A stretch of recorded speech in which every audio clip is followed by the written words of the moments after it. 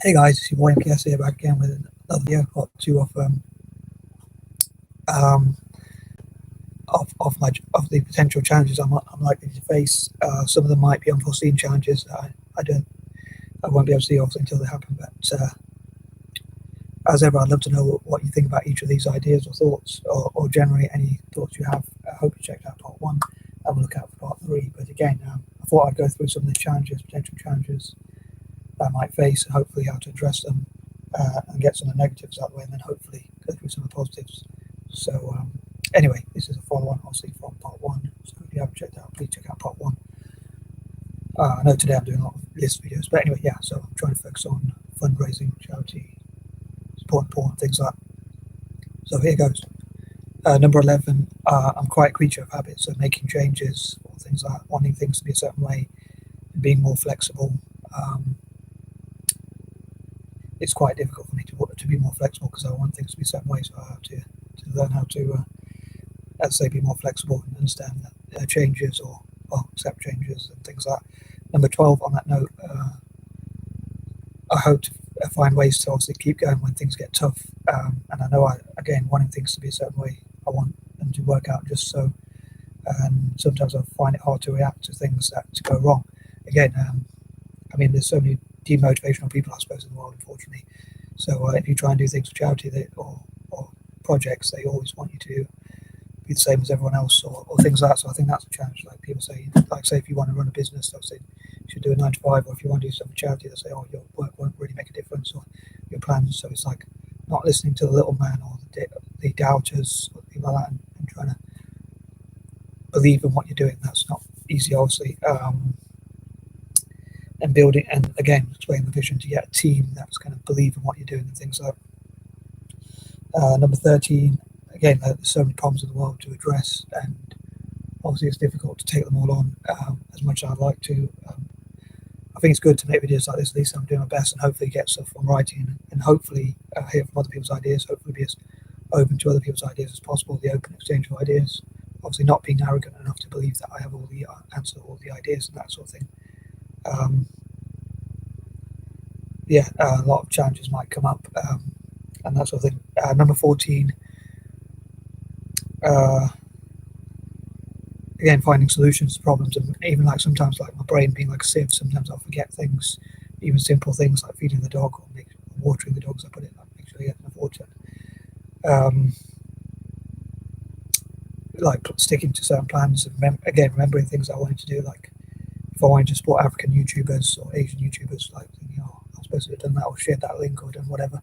And again, taking on too many ideas sometimes makes it difficult as well.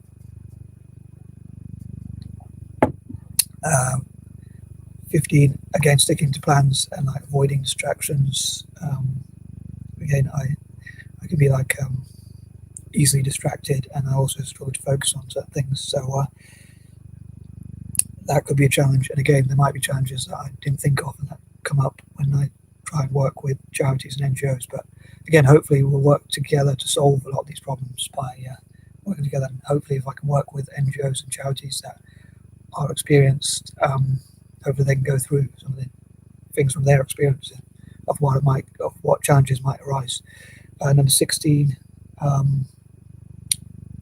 knowing which ideas to take on board, and also which charities to support and trust. And sometimes there might be charities, or I'm a bit wary, like say on Facebook or whatever, or even on YouTube, sharing links, because I have to make sure it's a trustworthy charity if I can help it before I share it, or before I allow people to share links or whatever. So I'm a bit wary about that. There's someone on Facebook had joined like some of the groups I made, and they were posting so many posts about this business stuff, and I was like, this is very I probably should have reported them to Facebook, because they were posting so many things and I wasn't sure if it was a link that I could trust. So I don't know if my friends or people who are in those groups on Facebook, and again it will be similar on YouTube, I wouldn't want to share a link and then people say, oh, I get the blame for it if it's not a trustworthy link. So I have to be a bit careful about those sorts of things. And also, like, I hope to support charities that actually do make a difference. And probably not, I should be careful not to criticize some charities, but probably try and avoid those that don't make a difference, or aren't really legitimate or whatever. Like my friend's school in Kenya, Rio Gem, I know that's a legitimate school because I've been there myself, so I've seen it, and so I know it's a dyslexia-friendly school. Um, so if I go to a lot of these places, I know that they are legitimate, but there's some that are not legitimate. Like a friend of mine has got a football team on Facebook, and I hope it's legitimate.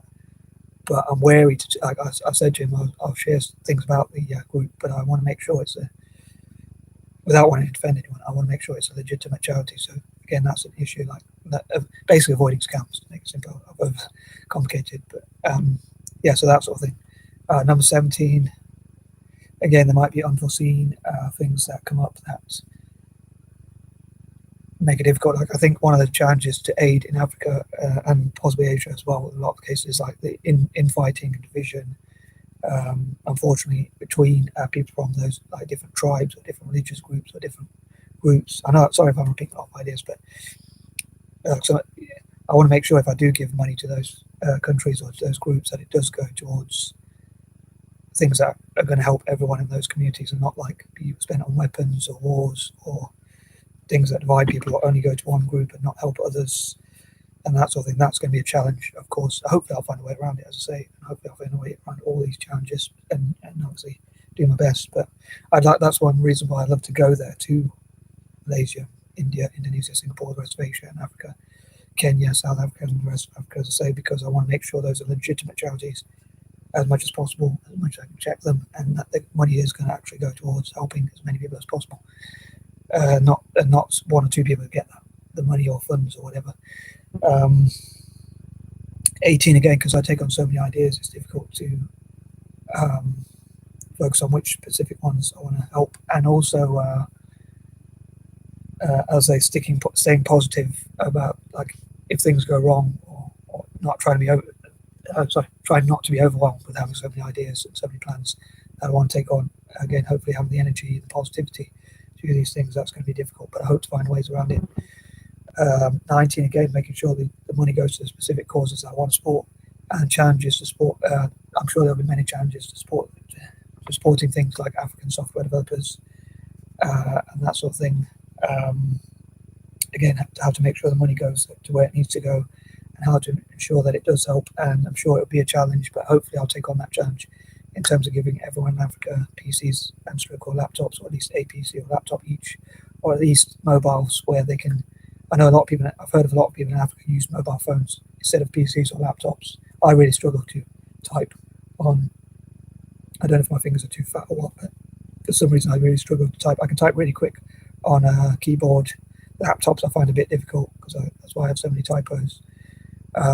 Keyboards I find relatively simple, generally speaking, but sometimes I type too fast and have typos. But typos like putting things in block capitals by mistake or things like that. And yeah, because I can type too fast. But yeah, I find mobile phones really difficult. But apparently people in Africa are really good at using mobile phones. But as basically giving them the training, which will not be that easy, but I'll do my best, obviously, and hopefully work with other people. And I think by working together, you can achieve a lot more. And number 20, again, changing like cultural mindsets. I always say again, sorry, changing cultural mindsets, like you must only respect your elders, or not believing in young people, because if you look at a lot of young people can do much more than we think they can do if we push them. And I think the elders should lead by example and listen to young people as well as share their experiences with them, but also like lead by example when it comes to manners and treat people well. But yeah, supporting African tech, I'm sure will be a challenge, but hopefully we'll find a way around it. And hopefully within 5 to 10 years, I will be able to help Africa to become the #1 place for tech. But yeah, I know there'll be lots of challenges along the way. As ever, please let me know what you think. And I'm out. Peace and love.